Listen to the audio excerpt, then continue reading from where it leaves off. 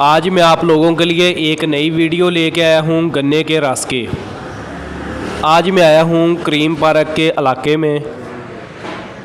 ادھر مجھے بیلنے والے بھائی نظر آئے، میں نے سوچا کہ گنے کا رس پیا جائے اور ویڈیو بناؤں، آپ لوگوں کے ساتھ شیئر کروں کہ گنے کا رس یہ بھائی کیسے بناتے ہیں۔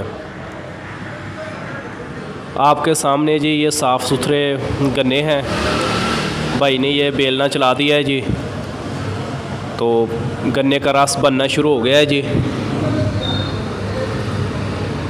گنے کے رس میں یہ ڈالیں گے لیموں، ادرک، پودینہ اور کالا نمک وغیرہ ڈالیں گے تو گنے کا رس بالکل تیار ہو جائے گا جی۔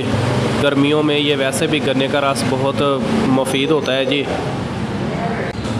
لو یہ جی بھائی نے گنے کا رس بنا دیا ہے جی، ایک گلاس فریش گنے